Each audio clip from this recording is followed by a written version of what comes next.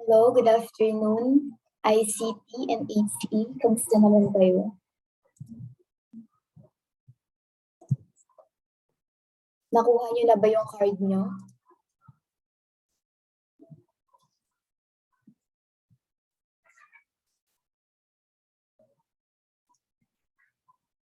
Nakita niyo na ba yung card niyo, yung mga cards niyo for Hindi pa po, ma'am. Hindi pa po. okay. Baka next week, no? Kasi advisor na yung nag-send dun eh. Dati ako. Pero this year, advisor na yung nag-send. Sino pala yung advisor ng, kay ma'am, yung ICT ata kay Miss May, no?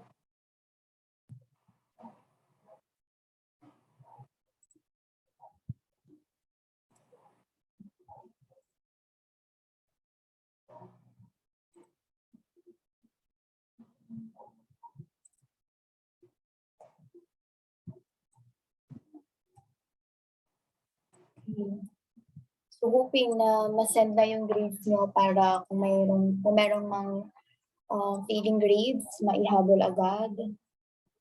Hoping na pagbigyan ng teacher.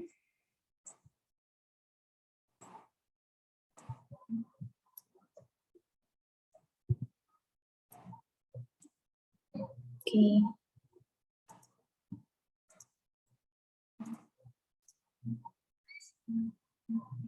Okay, so I'll be sharing my screen.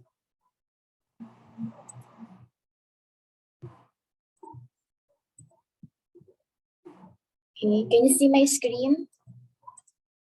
Yes po, ma'am. Okay, so I think last time or I think yesterday or Tuesday, I think nagsend ako ng link din. So if you want more information regarding business plan, especially the last part, may mga forecasting, more likely may mga numbers, and yung ibang parts pa ng business plan, then you can watch the link that I have sent. So right now, ayan, nasa unit 3 na tayo, no? So yung unit 1, introduction, more likely parang it talks about the characteristic or the things that you need to know about entrepreneurs and entrepreneurship. And then, for example, yung mga integrity, ano yung mga dapat mong taglayin, no, para maging entrepreneur ka. Or baka meron ka ng mga existing ng characteristic ng entrepreneur, baka pwede mo na siyang i-apply. And then yung second naman, yung unit 2 or yung chapter 2 natin is about business plan. So ngayon, chapter 3 or the unit 3, business opportunity seeking, screening, and seizing na tayo. So for the lesson 1, yan, opportunity seeking na. So entrepreneurial imperative and sources.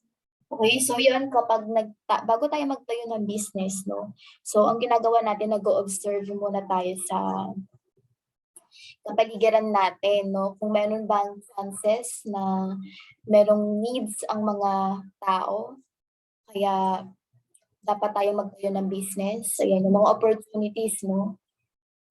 Ayan yung mga i-check natin.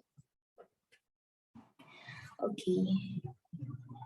So, have you ever wondered why entrepreneurs are deemed as opportunity seekers?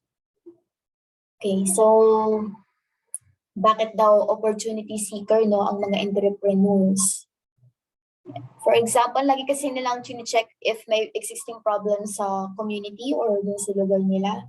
And then those problems, kahanapan nila ng ways or magkakaroon sila ng idea, and then yung ideas na yon ita-transform nila into plans, and then from plans, gagawin nilang action. Okay, so parang ano sila, parang lahat ng bagay na parang may challenges or may problem, ginagawa nilang opportunity.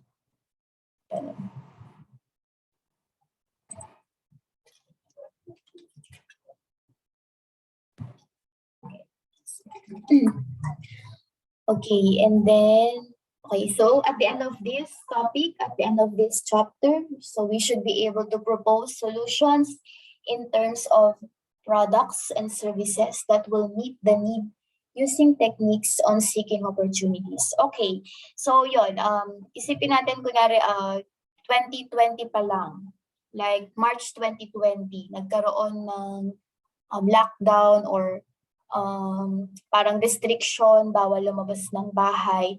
Ano yung opportunity na nakita nyo sa time na yun? Ayan. If in case, no, may nakita tayong opportunity, ano yung mga opportunities or solutions dun sa problems? Ano yung mga existing problems and then solution on that problem on that time, no? Nung nagkaroon ng restriction, nagkaroon ng bawal lumabas ng bahay. Ayun. Ano yung mga possible na opportunities? Yung feel nyo, no? Kung if in case na meron kayong capital. Meron ba? Meron tayong nakita.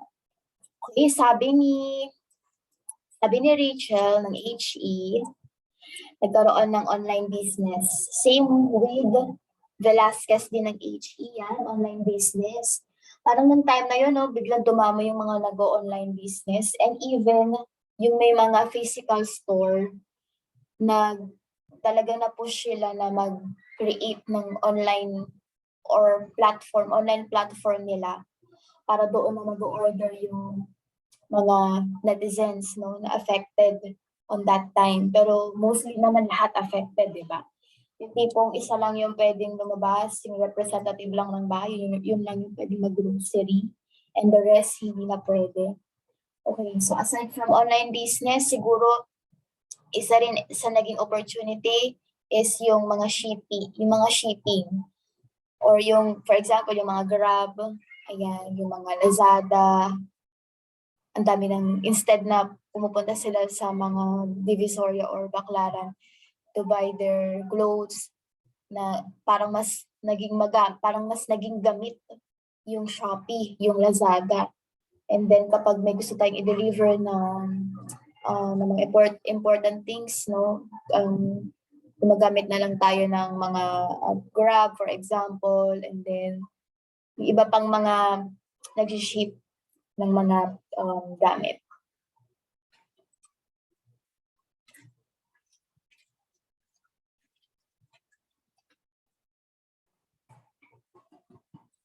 Okay, so ayun. List down the 5 products or services that are high in demand these days. So yeah, let's think, no? Right now, ngayon pa lang, isipin natin kung ano ba yung mga top 5 products na tingin mong in demand today. So yan, i-check nyo na sa chat box. Kahit isa lang, no? Yung tingin yung i-check natin kung ano ba yung mga nag-trend ngayon, ano ba yung mga in demand na product and services ngayon. Okay? What are the underlying reasons behind the high demand rate attributed to the above-mentioned products or services? Okay, so ano yung mga products or services na tingin nyo naging demand these days?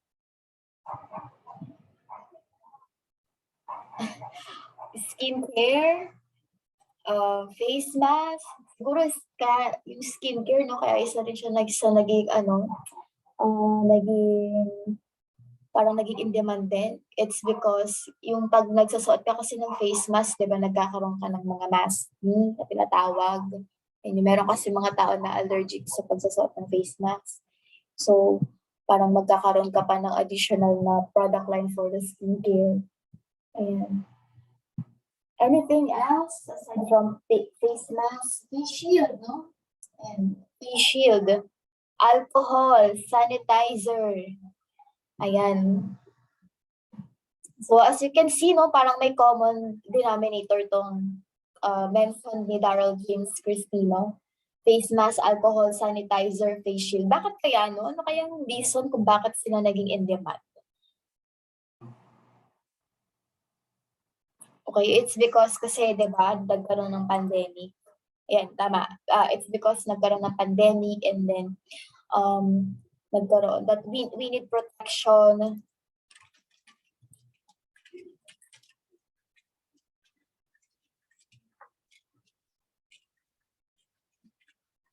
Ayan. Okay? We need to protect ourselves from the virus. Kaya we need these products. Ayan. Parang nagkaroon ng, parang kasi nagkaroon ng problem and then we need these products.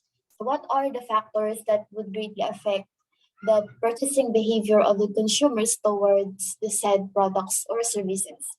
So maybe it depende kung ano yung nangyayari sa kapaligiran natin that would affect the purchasing behavior. Number one, ayan, lalo na hindi naman siya nakokontrol ng mga tao, like nagkakaroon ng mga viruses, ayan, fortuitous event na tinatawag. And then yung isa naman, isa sa nakaka-affect sa purchasing behavior kapag nagkaroon ng pagtaas ng sweldo. Yan, pag nag-increase yung sweldo ng mga tao, normally naman, di ba, every year nag-i-increase. So, mas, ang behavior ng mga Pilipino kapag nag-increase, so tumataas din yung standard ng pamumuhay nila. Okay, so kung dati, kaya mong uminom lang ng not branded na mineral, tapos since lumaki na yung sweldo mo, gusto mo branded na mineral water, gano'n. Okay, so marami pang iba. Okay. Opportunity spotting and assessment. And so we have here opportunity seeking, screening, and seizing. Okay, so when we say opportunity seeking, being coined as the innovative opportunity seekers in the business industry. Entrepreneurs are equipped with a spirit of inquiry that will help them decide which products or services are most likely needed in the marketplace. So, isa sa characteristic ng entrepreneur ay yung pagiging innovative.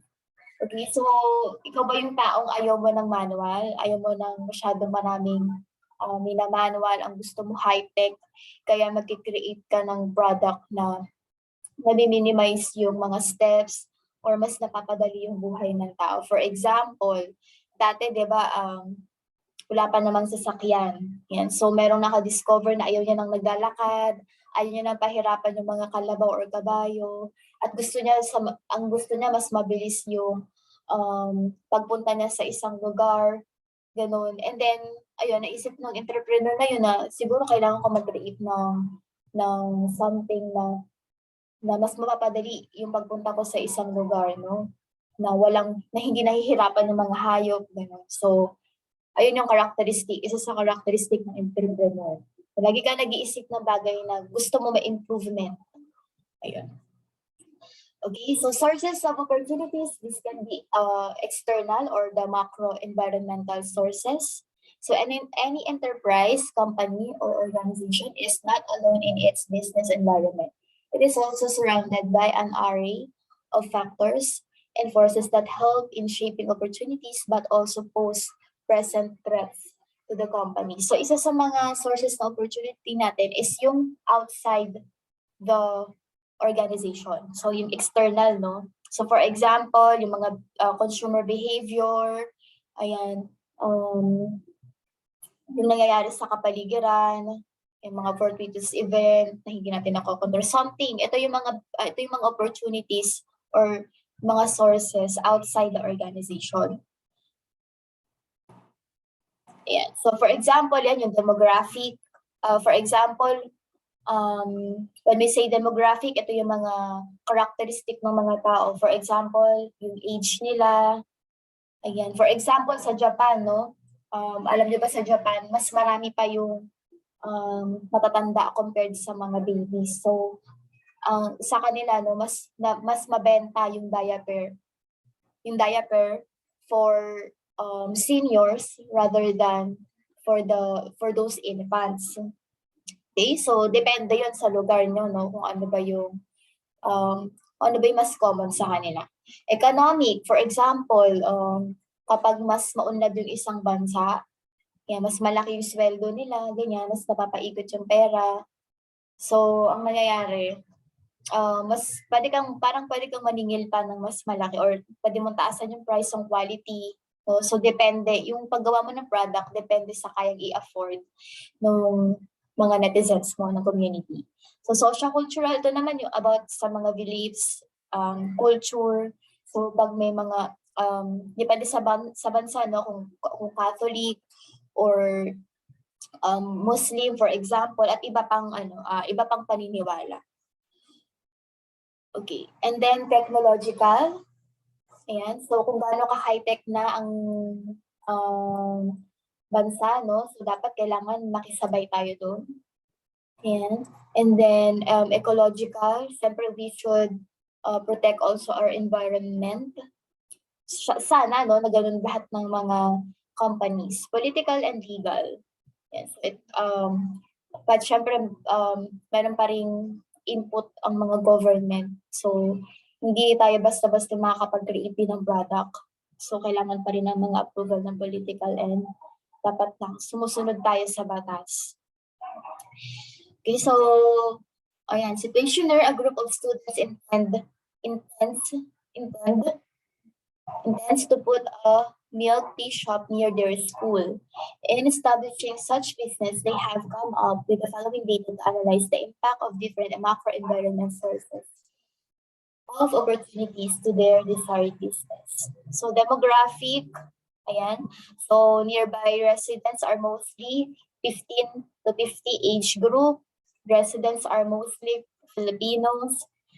A number of nearby residents are employed in either private or public sector. For the economic, parang psychographic na tinatawag. So it talks about the status of the family or the household. For example, middle income or middle earner na tinatawag, or mga upper class, middle class, lower class, ganun. Average monthly household income is 40 to 50,000. So pasok ba to sa middle class or ano lang? Meron naman napopost sa Google or sa Facebook yung mga updated ng social class or status na tinatawag. This cultural, a huge percentage of area population is attributed to teenagers. Okay, so individuals from 15 to 18 age group prefer drinking milk tea over coffee. Okay, so syempre no, kapag medyo bata ka pa kasi, parang mas prefer natin yung mga matatamis, no? Kapag ganun yung usual na behavior ng tao. Kapag medyo may age na, ay mas prepare naman nila yung something na hindi matamis. For example, coffee. Okay, technological shops near the area are tied up with the various online delivery service to serve more customer. Okay, so since inclined sila or mas into sila sa online delivery, baka mas better na mag-put ka ng like Facebook page or online platform para doon mo ilagay yung shop mo, no? Instead na magkaroon ka pa ng physical store. Ayan. Most shops are equipped with online ordering platform to ease long periods. Okay, ecological, the city where they belong don't use or don't allow the use of plastic bags. So, more likely dapat ang mga cups mo are paper cups. Ganyan. Mga straw, mga paper straw, gano'n. Macro environment sources, political and legal, registration with the DTI is needed. A business permit from the city has to be obtained prior to the operation of the business. So maraming business permit ang kailangan, like sanitation permit, and etc. Okay, so another sources of opportunities is the internal, internal source. So internal sources pertain to those factors that can be controlled by the management. It includes factors of resources available that affect individuals and the business. Okay, so yung kanina, di ba, external. So yung external sources, those are things that cannot be controlled by the organization. While the internal sources, since this is within the organization, this can be controlled by the management. So for example, ano ba yung mga types ng sources of opportunities? For example, good qualities of raw materials. Ayan. And then equipped and knowledgeable na employees. So that can be an opportunity. So kapag magaling magaling ang mga employees mo, then that can mas maraming ideas, no? Mas maraming nag-generate na ideas, and then mas maganda yung quality ng products and all.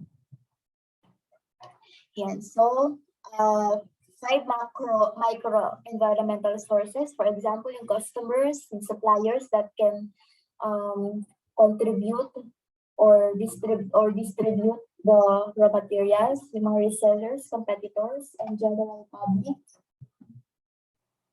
And so industry and market disparities. So certain disparities in the market may take place in the form of regulations. The regulations, constant changes in supply chains, and other structural problems. Consumer preferences and interests can also be sources of opportunities. For example, nagbabago-bago yung taste ng mga customers, ng consumers. That can be another opportunities para magkaroon ka ng another product line. These preferences refer to the interest or taste of individuals. So when products eventually become outdated, consumers' changes in perception can subsequently kill sales. So dapat as time goes by, habang nagbabago din ang taste ng mga customer, dapat i-update din natin yung product natin. Hindi tayo pwedeng maging outdated kasi malulugi tayo.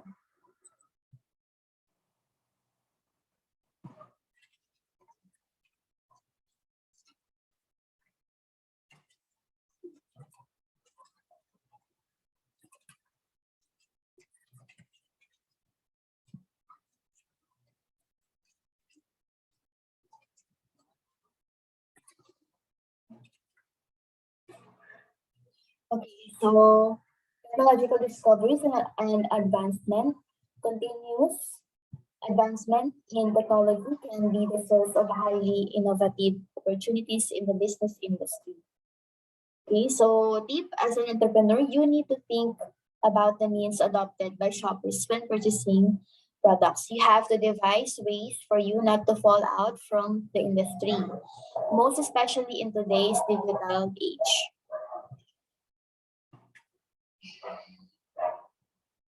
Okay, so we have 3 opportunities: spotting, seeking, screening, and seizing. So opportunity seeking is the first step that must be taken by any startup venture in order to have an idea as to the kind of business opportunity that will be taken in any budding entrepreneur.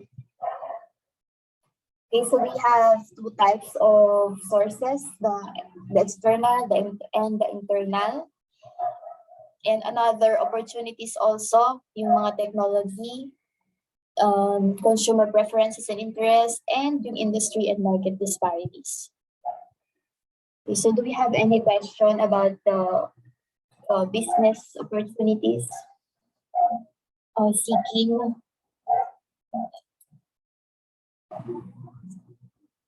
Okay, so if none, we can now move on to the lesson 2. So opportunity screening, the 12 R's.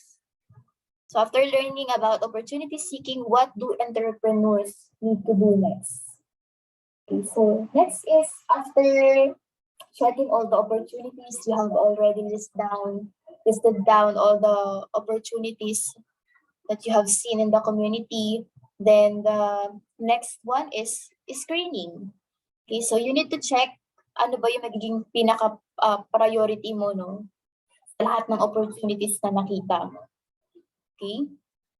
So kumbaga mamimili ka naman doon. Okay, so at the end of this lesson, you should be able to do the following: propose solutions in terms of product and services that will meet the need using techniques on screening opportunities. So how opportunity seeking different from opportunity screening? So ano yung pinagkaiba ng seeking and screening?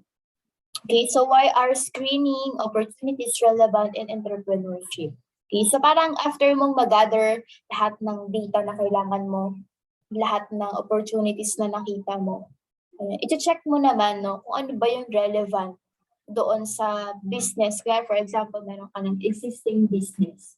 So ano ba yung relevant, no? Ano ba yung sa lahat ng opportunities na yun, ano ba yung relevant doon sa business mo? Ano kaya yung pwede nyo ma-relate doon sa business mo? Okay, so in this phase, yung opportunity screening, the entrepreneur will lay down a list of several opportunities which will evaluate prior to transforming his business idea into a reality. Okay, so parang nagkakaroon ka na rin ng priority, parang meron kang pina-prioritize and ayan, pwede kang gumawa rin ng checklist. So it is the process of making both qualitative and quantitative assessments of the business. Business ideas, capability of producing sales growth, and promising financial performance. Okay, so the opportunity chosen may likewise be evaluated by identifying the resources.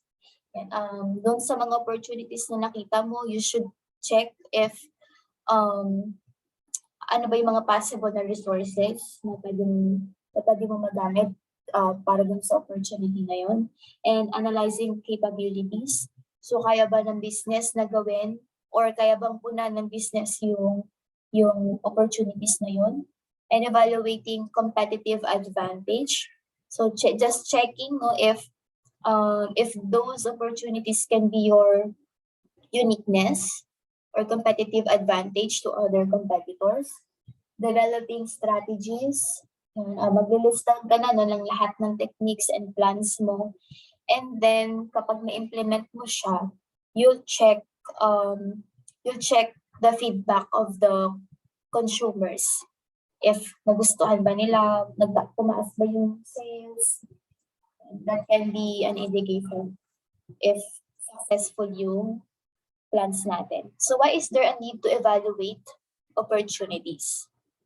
So evaluating opportunities, remarkable value to customers. So pag na-evaluate natin ng maayos yung opportunities natin, that can add a remarkable value to the customers. So that can ideally solve a compelling need, problem, or demand of the market. So kapag evaluate natin ng maayos yung opportunities natin, so that can satisfy the market. So, kasi naibigay natin yung kailangan nila. Na-solve natin yung existing problem nila, no? Through those ideas na nagawa natin or na-create natin. A potential cash cow, for example, syempre, nakakabenta ka na ng product at nakakatulong to sa market. And then, syempre, no, kikita tayo. Corresponds with entrepreneur skills, resources, and risk appetite. Okay, so that can enhance the skills and syempre, no, kapag nag-take tayo ng risk, kapag naayos naman natin siya, then parang magiging success siya ng isang entrepreneur. The qualitative assessment focuses on gathering information, details, and recommendations from the other entrepreneurs in the industry. Okay, just collecting data or information from other entrepreneurs. Quantitative assessment, business ideas, viability, used to gauge business opportunities, feasibility, and desirability to attract investors. Okay, parang magawa ka na rin ng research, pero quantitative. So you check the feasibility and if it will attract investors, and as well as if it will attract customers as well. Okay, so the 12 R's of the opportunity screening. First is the relevance.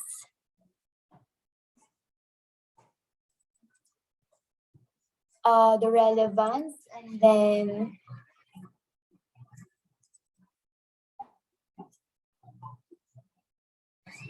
relevance to one's vision, mission, and objective, a resonance with one's values, reinforcement of existing enterprises, strategies, and entrepreneurial interests.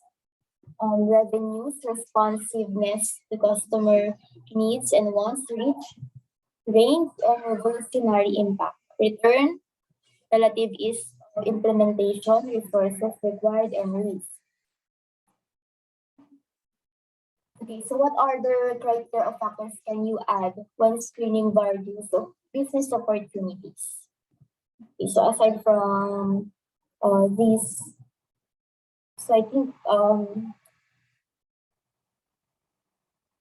parang enough na to, no? Itong yung risk, we will check the risk, and then if available ba yung resources, if the opportunity is relative to the business, and kung may return ba siya, this has something to do with financial, and revolutionary impact, and range, and etc. Okay.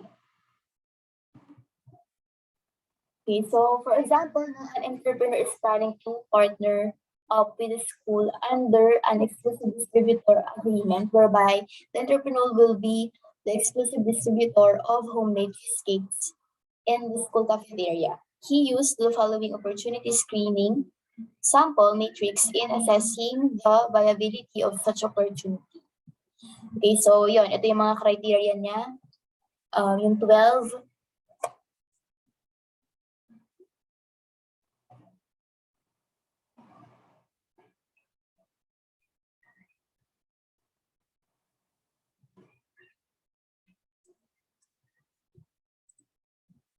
okay, wait.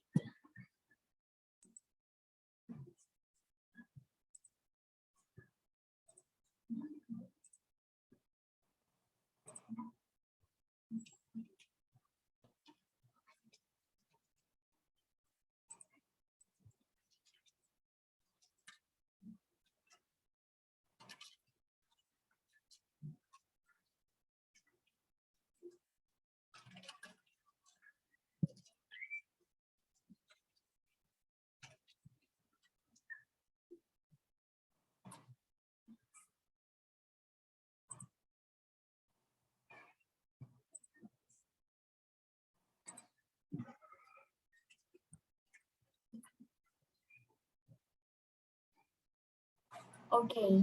So, yan. I think this, para observation, or aside from observation, pwede ka rin gumawa ng survey. For example, for the relevance, you can ask two students ito. So, ano ba yung sagot nila? Okay, so, ayan. So, kumbaga parang kung gusto ba sila ng students, ayan, if mag-generate ba ito ng revenue, ayan, and then, mag-generate ba siya ng return, and if relative ba siya or connected ba siya dun sa business na meron kayo. So, ano ba yung business nila, no? Maaaring bake shop sila. Ganun. Okay, so the criteria shown from number 1 to 10 are all positive indicators, hence specifying that higher score is better. The criteria shown in numbers 11 and 12 are both negative indicators, hence a lower score is better. Okay, so for example, dito na sa 11 and 12, pag risk no number 3, ibig sabihin, low risk siya, ibig sabihin, pag low risk kasi, low din yung return, but pag high risk naman, high yung return, pero syempre at least, parang kumbaga, meron kang average chances na mag-fail yung yung plans mo.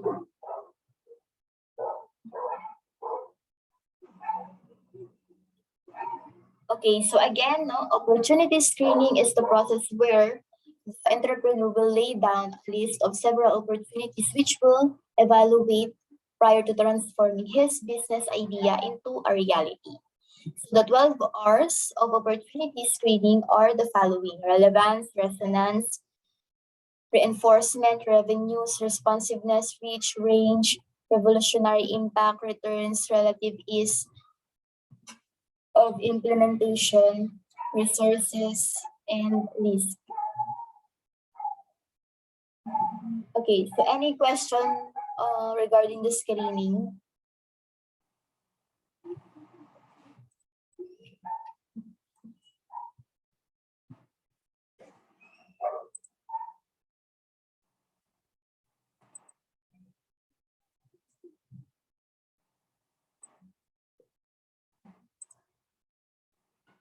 Okay, kung wala, mm,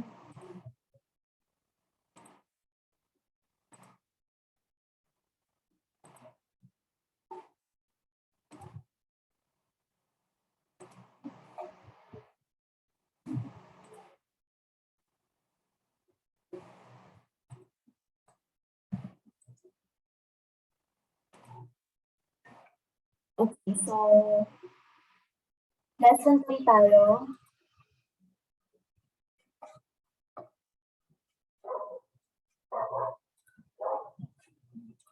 Lesson 3, opportunity screening, pre-feasibility and feasibility study.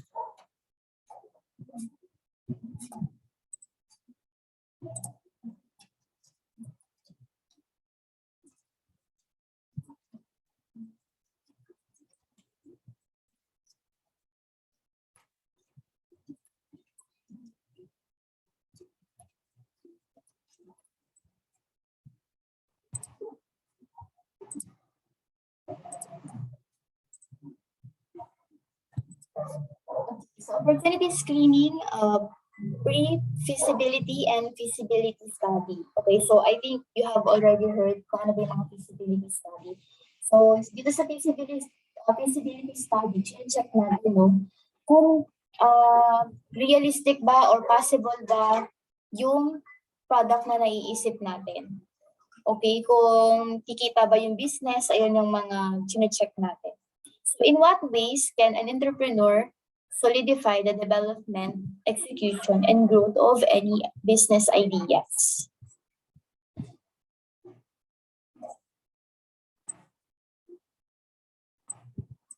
Okay, so at the end of this lesson, we should be able to propose solutions in terms of product and services that will meet the need using techniques and screening opportunities. So why is it important to come up with an opportunity screening matrix when assessing the viability of the business idea? So what for you is the most relevant criterion in the 12 hours of opportunity screening and why? Based on your own understanding, what is meant by the concept of feasibility study? Okay, so these are the questions that we need to answer. Okay, so pre-feasibility study refers to the analysis of potential business opportunity at an early stage. Kumbaga parang ito yung usual na ginagawa ng mga college students bago sila graduate, yung mga feasibility study sila. So nag-create sila ng isang business, parang start-up na business, and then they will check yung feasibility nung study na yun, nung business na yun. So it is generally conducted to give possible investors the relevant information they need pertaining to the implementation of a business idea. Para din sa business plan. Yun nga lang, ang kaibahan kasi ng feasibility study, sa business plan, yung business plan kasi can be an existing business and then you'll just improve the business, while the feasibility study, parang starting from the scratch is yung yung pre-feasibility study.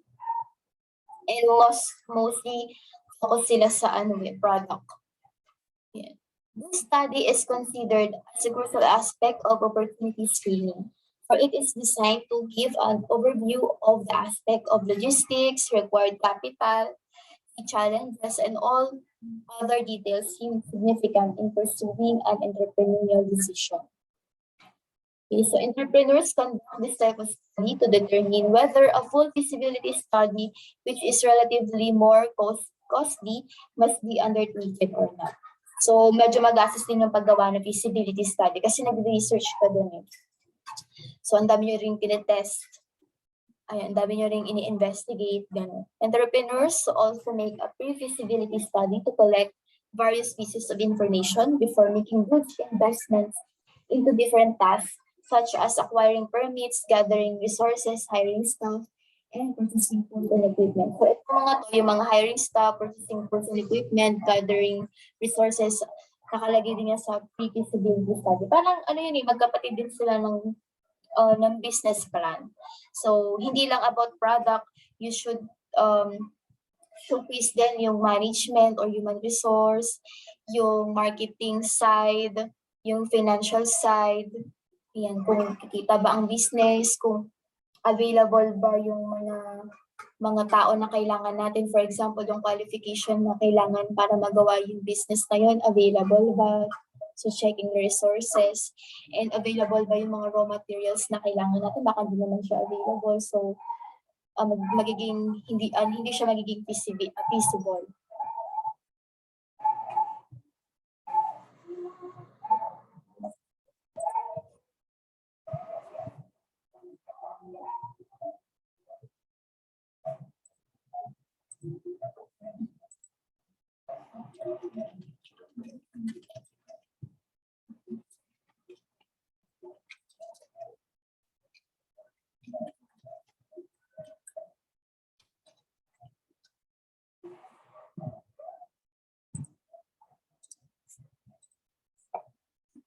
Okay, so factors in conducting a pre-feasibility study, market potential and prospects, assessment of technology and operations viability, investment requirement and production cost, financial forecast, and determination of feasibility study. So yun, no, ang dami natin sinecheck. So magkakaroon pa tayo ng mga financial projection, like magpa-project tayo ng year 1 hanggang year 5 just to check kung kailan bababalik ang puhunan natin.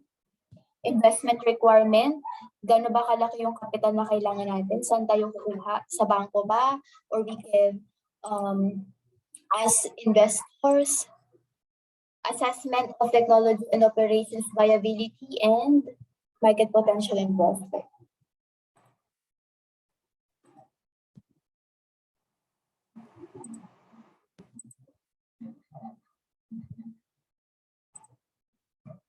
Market potential and prospect, market potential pertains to the size of market or consumers who will avail the product and services. Ito, pwede tumatek through survey Like, meron tayong mga question doon na,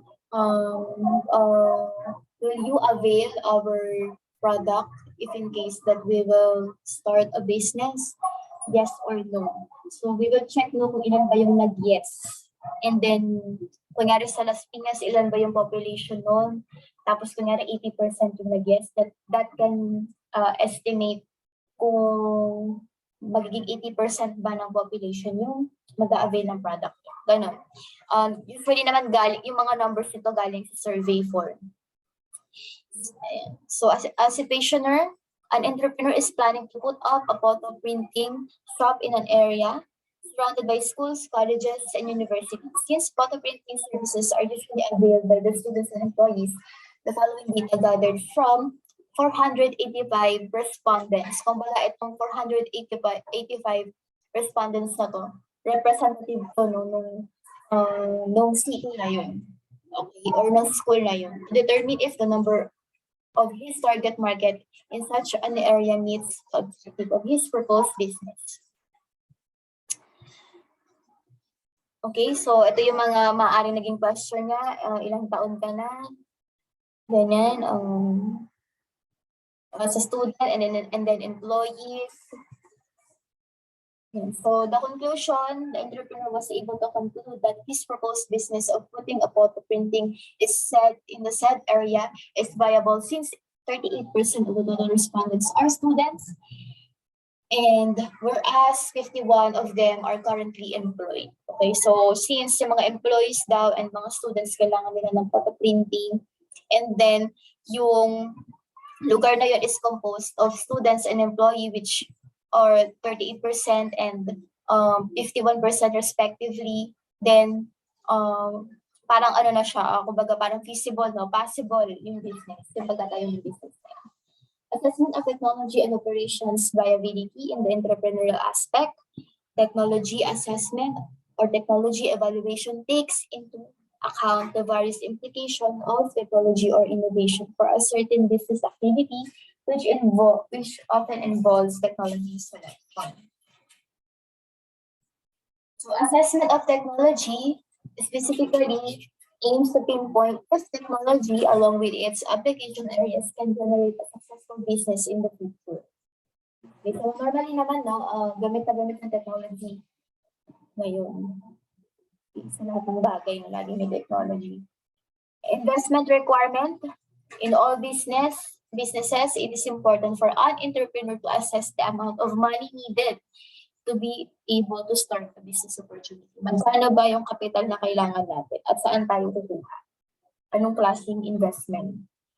Financial forecast, ito yung sinasabi ko kanina na nagpa-project tayo no, ng mga possible amount like expenses, possible revenue, possible financial position natin from year 1 to year 5 just to check yung mga possible na yung mga possible na pwedeng itanong ng shareholders. For example, or best example is yung kung kailan babalik yung puhunan nila. Kailan, anong taon babalik yung interest, yung ano nila, yung investment nila. Okay, feasibility study is an in-depth report that covers many important points, including technical, commercial, legal, and scheduling issues. Okay, so this study is made by delving into the main aspects of the project, and it is conducted to assist an entrepreneur in determining whether or not a business opportunity must be pursued or not.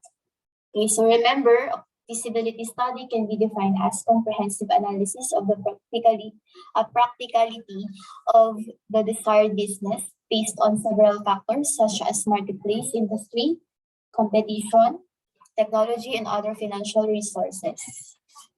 Okay, so these are the core questions in feasibility study. Okay, are both market and industry attractive? Kung yung naisip mo bang business nakaka-attract ba sa behavior ng community nyo or ng lugar na yun, ng city na yun? Does the chosen business opportunity offer convincing benefits or advantage compared to other potential ideas? Okay, so you need to check na kung talagang magkakaroon ba ng advantage and benefits yung mga consumers and customer mo doon sa ideas mo. Okay? Will the team be able to produce the results they seek to deliver to others? Okay, yung possible ba no yung results na inaasahan natin?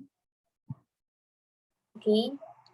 Kumbaga yung ideas natin, kaya ba natin siyang put into reality, and then it can prove it checking if it will satisfy the customer. Ganun. Okay, elements of feasibility study, technical, feasibility, commercial, resource, legal, and operational. Okay, so actually, pwede ka pa naman gumamit ng ibang elements no in the feasibility study. So you can use the marketing aspects. Ayan, so marami pang elements. Steps in conducting a feasibility study. So create a brief preliminary analysis, outline the scope of the project, understand the financial and operational costs, and review and analyze the data. Okay, so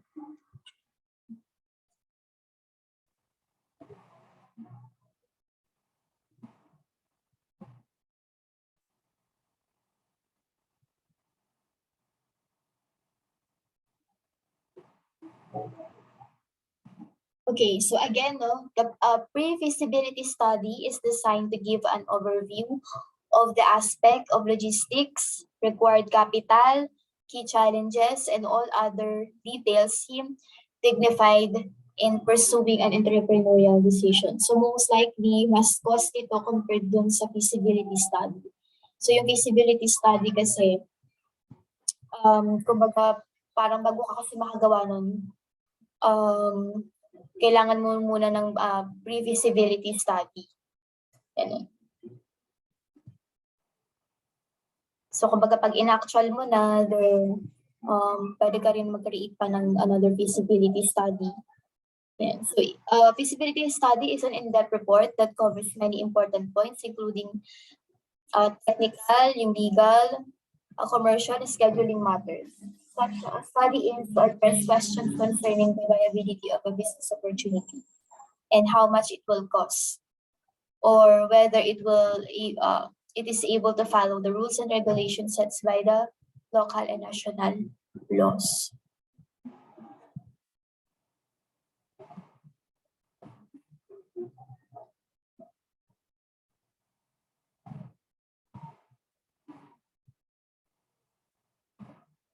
Okay, so kunyari, for example, pre-feasibility study, just checking, no, yung market potential, and then kung available ba or available ba yung technology, and then kung kaya ba natin sumabay sa technology, and then kung kaya ba ng investment, or ano ba yung mga, kung magkano ba yung capital na kailangan natin, and then financial forecast, kung kailan babalik yung puhunan natin.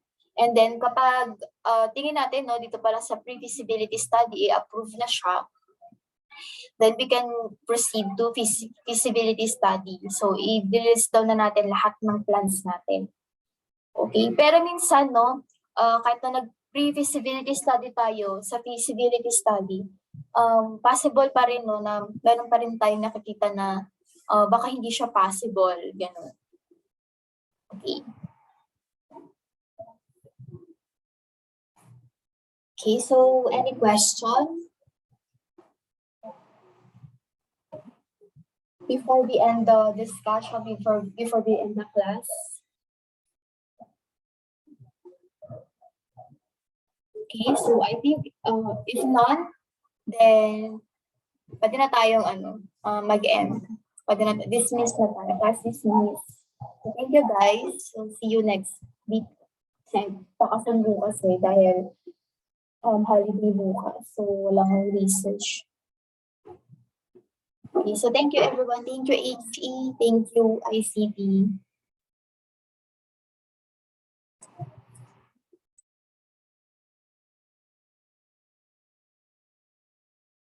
Yan. Just make sure na sagutan natin yung advice, no, yung mga activities na sinasabi sa entrepreneur para mas mataas yung score. Kasi pwedeng ulitin, ganun, sayang naman. So kapag release pa lang, sagutan nyo na ng sagutan hanggang ma-perfect nyo. So I can give as high as 100. Okay, bye!